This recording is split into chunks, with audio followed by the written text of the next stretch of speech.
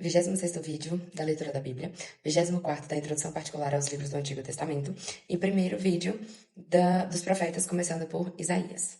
Isaías é considerado em geral como o maior dos profetas de Israel. Nascido por volta do ano de 760, de uma família nobre do reino de Judá, foi chamado por Deus no ano de 740 ao ministério profético, que exerceu por cerca de 50 anos. O livro de Isaías compõe-se de duas partes muito distintas. Os 39 primeiros capítulos, que contêm frequentes alusões a Isaías e ao seu tempo, são perfeitamente inteligíveis no ambiente dos acontecimentos dos reinados de Osias, de Joatão, de Acás e de Ezequias, que dá para se ver no segundo livro dos Reis, capítulos 15 a 20. Capítulos 40 a 66, ao contrário, supõe uma época muito diferente e posterior. Então, o profeta dirigia aos israelitas deportados ou já reintegrados à sua pátria, como se ele viesse no meio deles. Tal é a opinião que presentemente prevalece entre os católicos.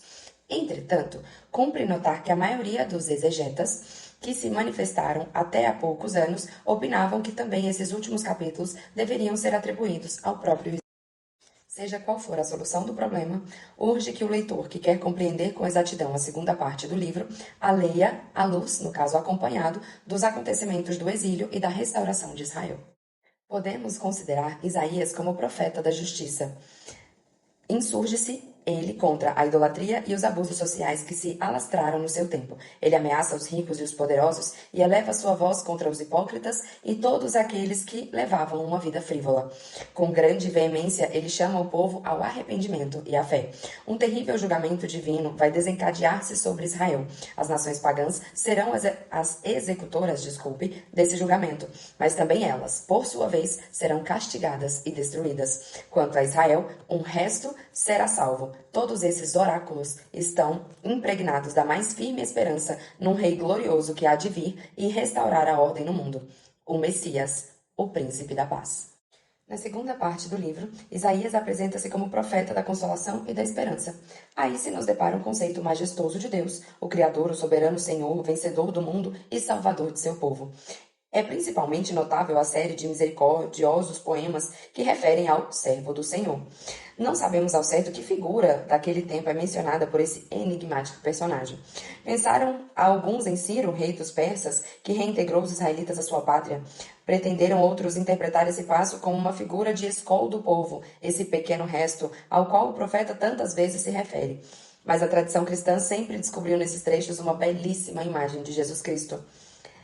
Porque o servo do Senhor não é apenas um chefe dedicado e amante, um mediador, um salvador, mas é chamado também de o homem das dores, título aplicado por excelência a Jesus, que salvou seu povo pelos seus próprios sofrimentos. O capítulo 53 de Isaías pode ser considerado como o auge da profecia. Aí Deus se manifesta como jamais o tinha feito. Só mesmo o Evangelho pode ser comparado a essa mensagem. Quanto às profecias contra as nações pagãs, devemos notar, era uma ideia comum entre todos os profetas que os crimes do povo eleito seriam punidos por Deus. Senhor da história, Deus serve-se dos acontecimentos para dar uma lição aos homens. Assim é que os assírios, depois os caldeus, os egípcios e os pequenos povos vizinhos da Palestina aparecem como os instrumentos da vingança divina.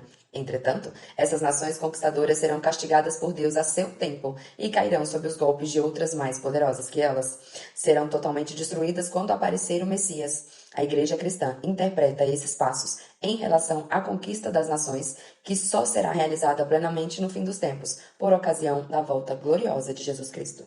Entre as passagens mais célebres de Isaías, notemos as seguintes: censura a Jerusalém, capítulo 1 a 5, vocação do profeta, no capítulo 6, o reino de Messias, capítulo 9 a 11, Cânticos dos Resgatados, no capítulo 26, a felicidade dos tempos messiânicos, capítulo 36, o anúncio da libertação, no capítulo 40, o servo do Senhor, nos capítulos 42 a 49 e no capítulo 55, a glória da Nova Jerusalém, no capítulo 60 e 61, e as orações no tempo da angústia, capítulo 62 a 64.